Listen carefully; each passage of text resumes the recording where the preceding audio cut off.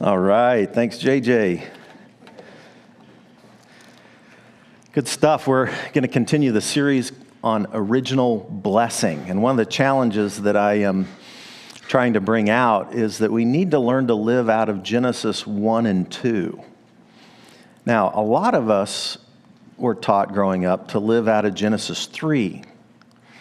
I'm going to touch on Genesis 3 at the end of this series, but I really wanted to dig into Genesis 1 and 2 because I think that we find out some beautiful stuff. Now, this is an ancient text, and one of the things that I've said is that if we treat this ancient text like a modern science book, we distort the text. And also, if we treat the text not as a poetic unit, then we can also distort the text as well. So we don't want to distort the text. We don't want to distort science. So we don't want to turn this into a science text. And that happens quite often, I'm afraid, all right? But there's some deep truth that is revealed in this ancient text. And I think it's life-giving if we can grab hold of some of it. Now, I want to do just a quick experiment with you. I want to see how long you can hold your breath. What was that? Was that just voices in my head? Oh, good. Thanks. All right. Always check it out with everybody else just to make sure, it's not just in my own head. Sometimes that happens. But I want you to see how long you can hold your breath, all right? So I'm going to put my timer on here. And I'm going to say go, and then you hold your breath, and then you just double tap when you tap out, all right? Now, just raise your hand, okay? Ready? Go.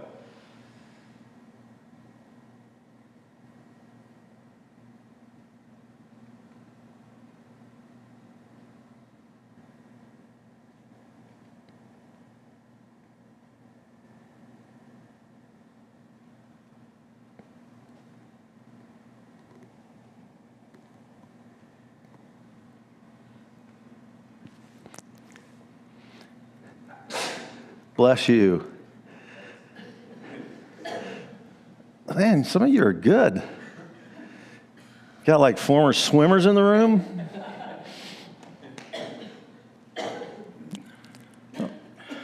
Let me see. Put your hand up when you start breathing again. If you don't start breathing again, I'm going to call 911 real quick. I got my phone. Oh. EJ, you're still not breathing? All right. Adam just tapped. Anybody still holding their breath? Man, Bill, you a former swimmer? What the heck? All right.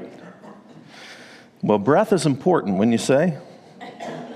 Did you start feeling uncomfortable? Like, oh, this is uncomfortable. How long can I hold this? Breath. So, where did we come from? What are we made out of?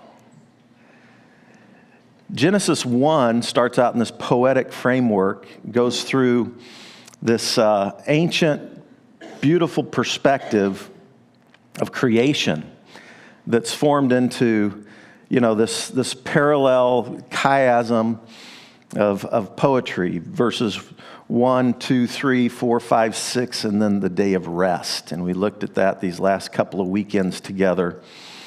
And then, if you notice, it takes off in chapter 2, and it kind of doubles back and gives another rendition of the creation story. All right? So scholars have wondered about this. Some scholars believe that these are two different traditions, ancient traditions, one the Elohim tradition and one the Yahweh tradition. And there's some good arguments for that.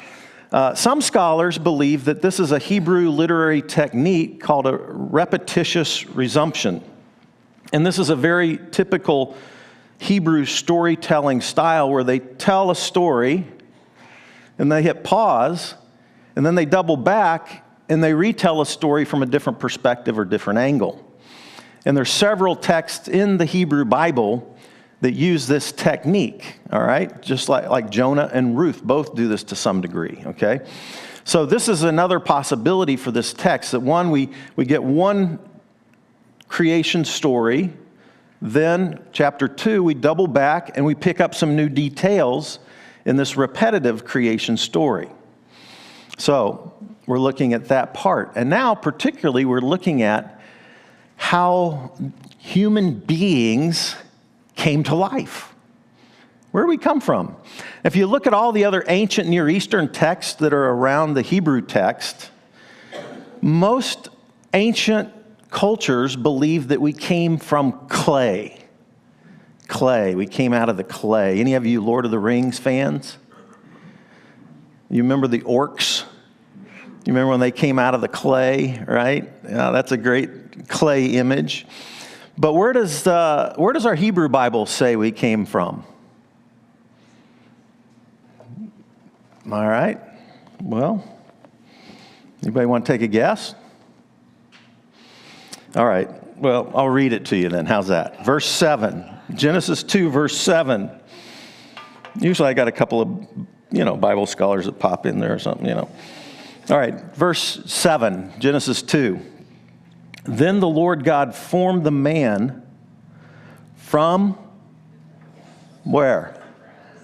Dust of the ground. That's similar to clay, wouldn't you say? Just a dustier version of clay, right?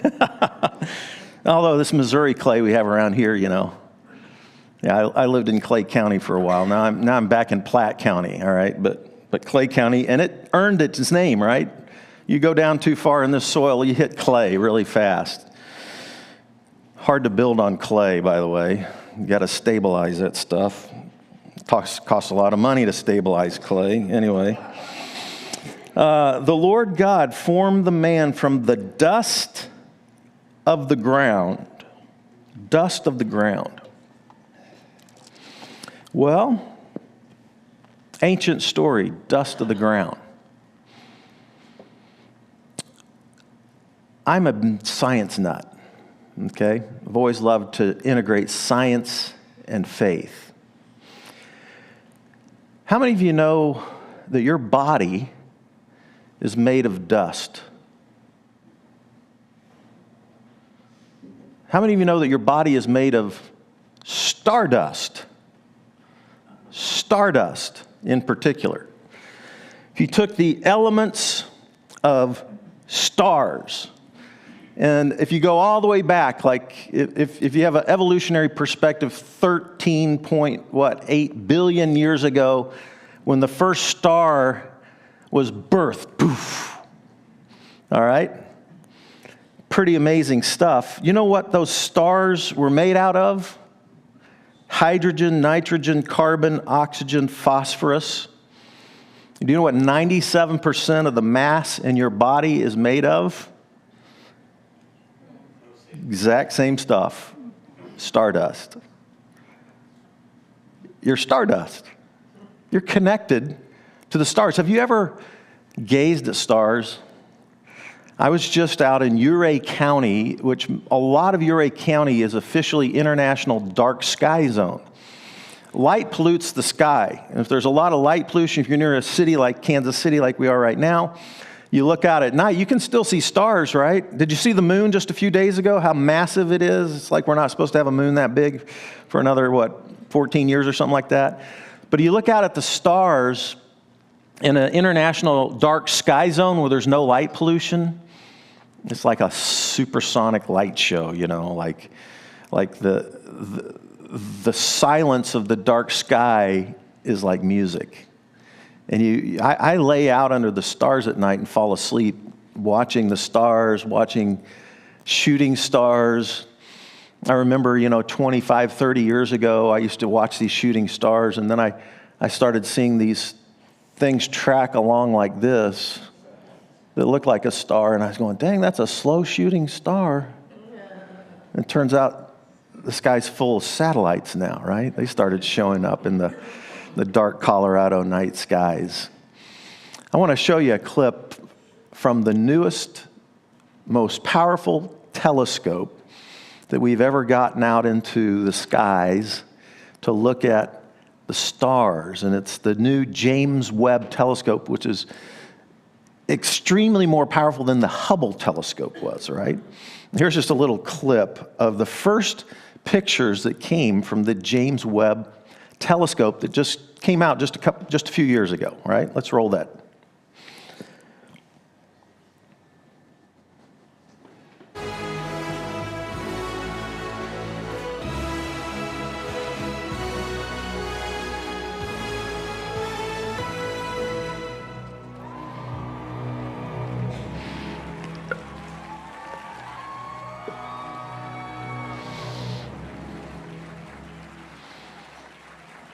Every image is a new discovery, and each will give humanity a view of the universe that we've never seen before.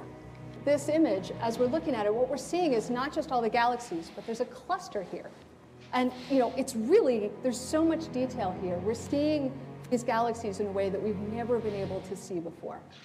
These images are going to remind the world that America can do big things.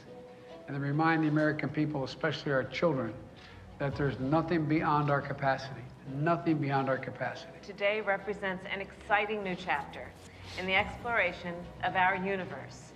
This telescope is one of humanity's great engineering achievements.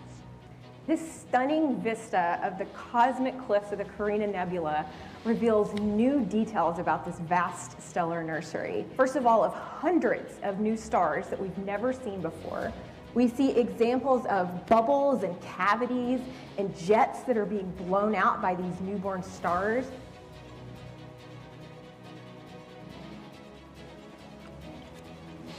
You see lots of individual stars in there actually resolved as point sources, which is remarkable.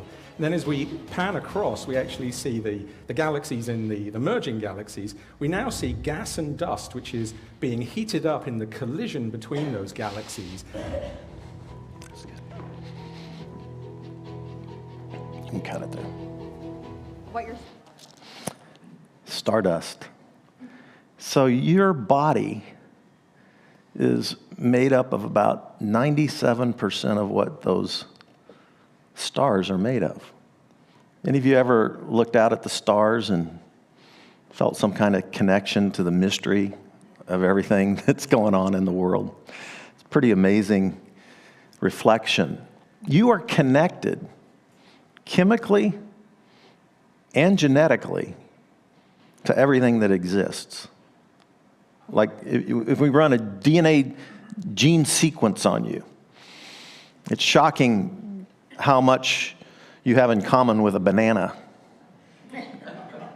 and with stardust and some of the DNA that we find in matter and then living things, the DNA that we find in living things, the matter that births out these living things. It's amazing. Why is there something rather than nothing? And how are we connected to all of this? It's like, where did God come from? And then where did matter come from? And it's like matter and God have coexisted eternally. It's like our best answer. If you believe in that sequence of things that happened, this is our best answer. They've coexisted eternally. And here we are thinking about and contemplating. Carl Sagan said this.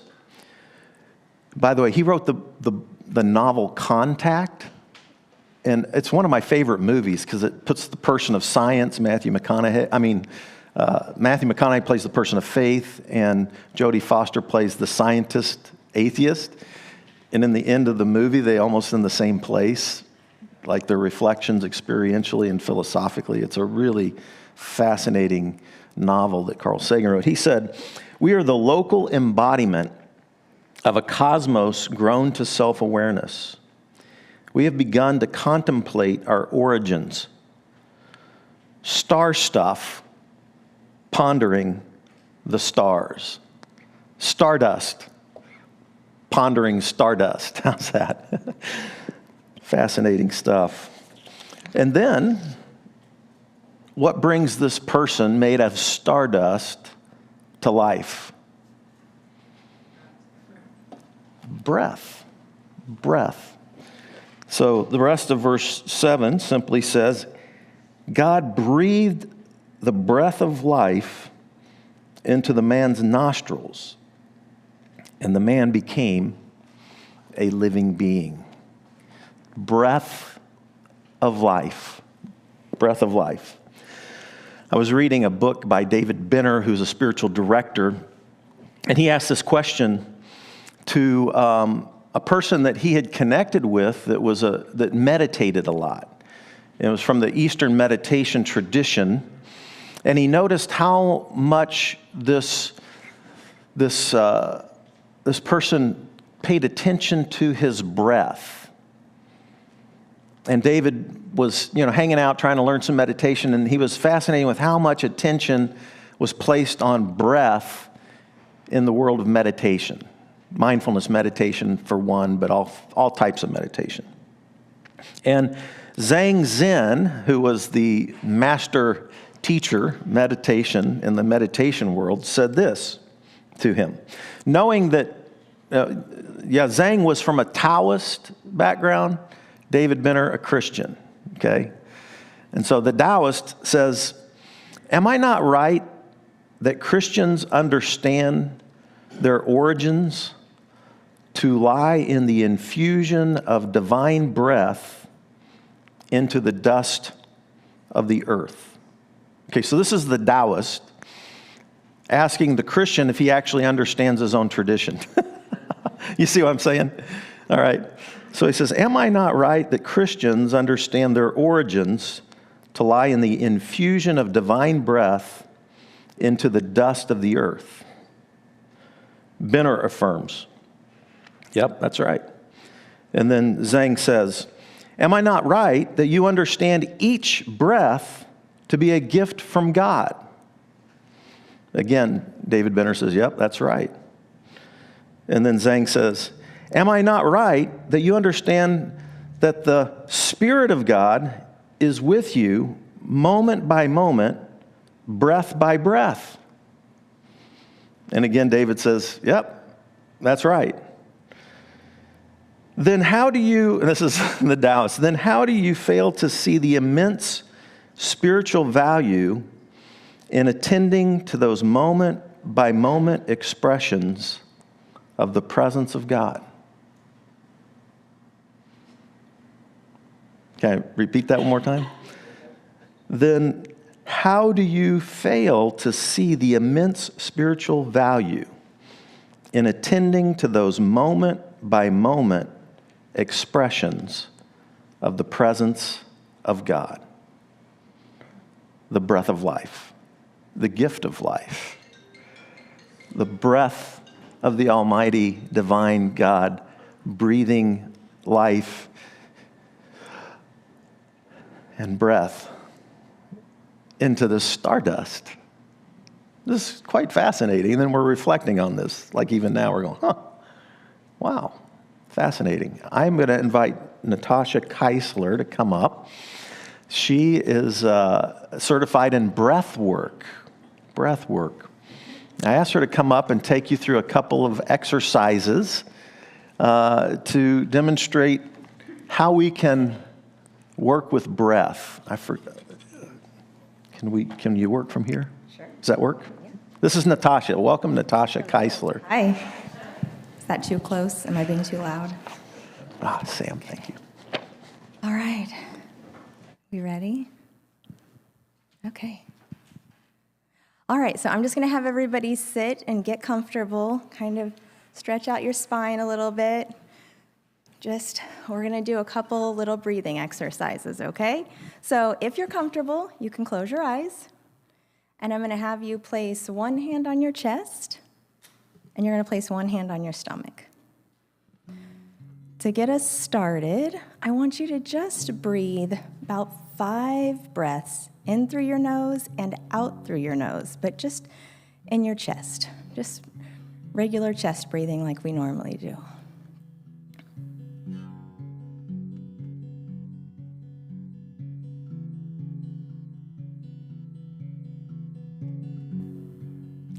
All right, now we're going to shift our breathing. We're going to try something new. we're going to shift those breaths to our belly. And I want you to make sure that that hand on your stomach is moving before the hand on your chest. We're also going to inhale through our nose and exhale through our mouth. So I want you to do that 10 times.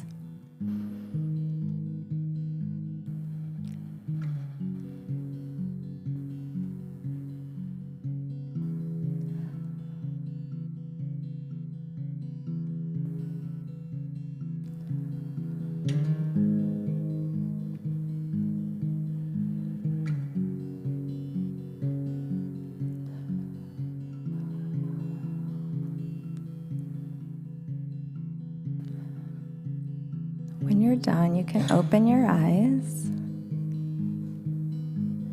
Can anybody shout out any differences from chest breathing to belly breathing? Did you notice anything different? Yes? You breathe a little deeper. Your breaths last a little longer. So typically, we like to breathe in our chest, just short, right? And it's like I probably triggered someone's anxiety in here, just having you breathe in your chest. But what we don't understand is, like Pastor Fred was saying, it's the breath of life, and we have that inside of us. And we have the ability to completely change the chemistry of our brain with our breath. We can reset our nervous system with our breath. So we're going to do another exercise. Have you close your eyes again. Again, hand on your belly. That just helps you get into the practice of belly breathing. Belly breathing will reset, like I said, your brain chemistry. It changes the brain chemistry. It resets your nervous system. Anytime that you're feeling anxious, stressed, overwhelmed, you should always go to your belly for breathing. So this time I'm going to have you breathe again, 5 deep breaths in through your nose and out through your mouth.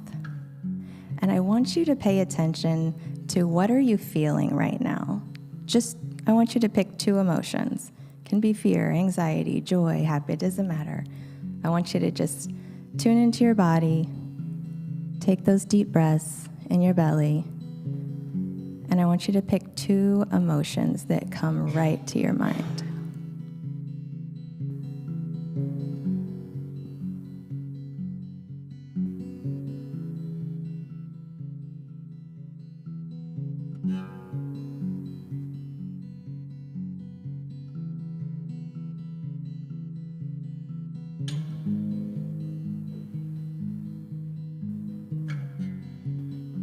All right, does anyone feel brave enough to shout out those emotions? I'm listening. You can just shout them out. Okay. Good. Okay. What else? Good.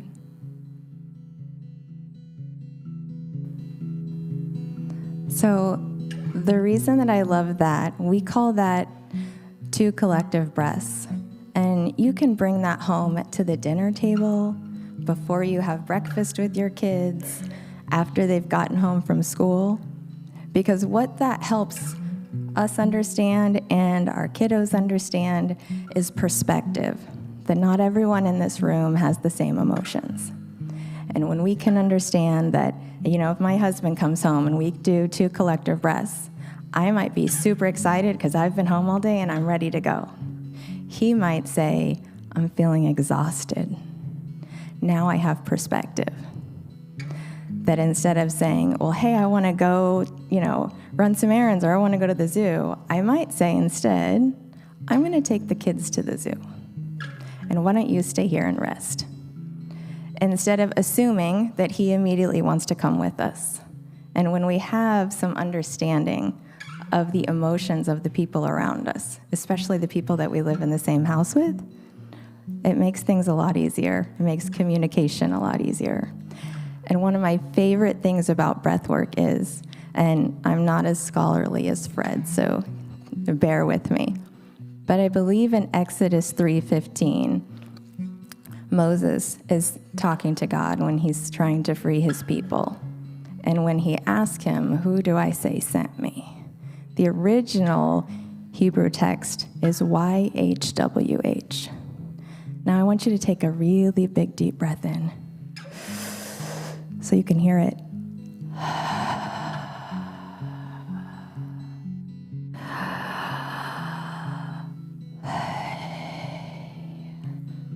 In every breath that we're breathing, we've added consonants. We are breathing the name of God. And when we can really be mindful of that, our first breath says, Yahweh. Our last breath will say that. When we're panicked, when we're upset, when we're anxious, just go back to your breath. And so often we don't even have to say a prayer, because when we're feeling our emotions pour out and we're feeling anxiety and it's feeling so heavy, just your breath is enough, because you're speaking the name of God in every single breath that you take. And when we can tune into that, and we can teach our children to tune into that, we have so much better control of our emotions. And those are just simple exercises. Belly breathing and a 2-word check-in with your kiddos, or your spouse, or whomever, your friends. Sometimes we just do a 2-word check-in before we start hanging out. How are you feeling? I have friends come over for tea, probably once a week. And first we check into our emotions, because we're all feeling a little different. And we can take care of each other and be more empathetic and understanding when we just slow down and breathe, and we can check in with the people around us and help them to tune into their emotions while we tune into ours. So there you go. Thank you. Okay. So I wanted to mention real quickly, this Wednesday night we'll start our yoga meditation class again at 6:30 here at Living Water Christian Church. And Natasha, and I'm going to post this on my Facebook, the church Facebook, this next couple of days. But while the adults are going to be out here in the foyer doing the yoga meditation, Natasha, explain what you're going to do with children, what age groups. Yeah. And just take a minute sure. and share that real quick. She's going to lead something for the children in the auditorium here while the adults are out in the yoga meditation room, starting this Wednesday night. Yes. Okay? So starting this Wednesday, we will do 1st grade through 5th grade is where we're going to start. If you have a 6th grader that feels like, they still would like to come, or you'd like them to do that, that is totally fine. And really what we're going to do is work on mindfulness and breath work and meditation. We have a couple little yoga poses that we'll do for each night that is based in trauma-informed yoga. And that's to help them just really understand that you can be aware of your emotions. We can be in charge of our emotions. We do not have to let our emotions take charge of us. And so we're just learning how to be mindful of not only ourselves, but to be mindful of other people and their emotions, and how to really center ourselves, and also how to communicate to mom and dad when we're feeling really frustrated, when we're feeling upset, and when we're feeling angry.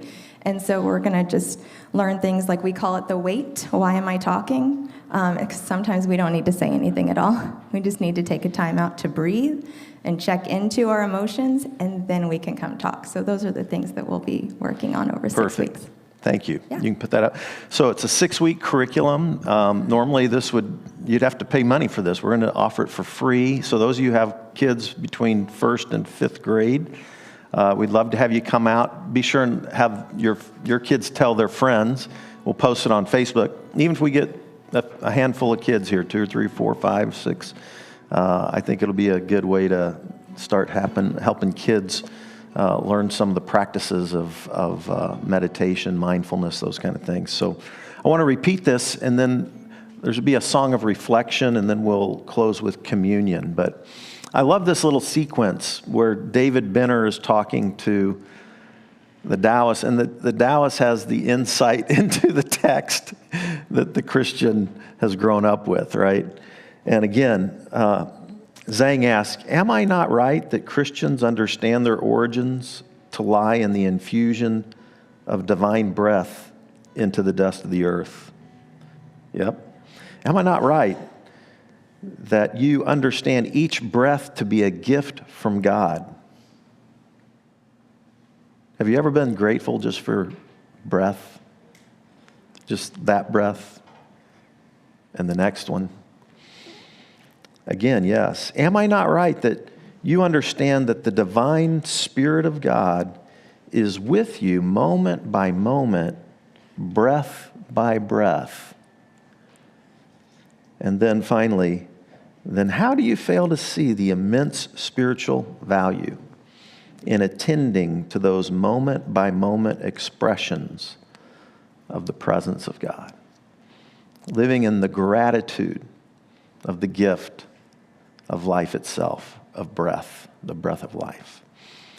We're going to play a song.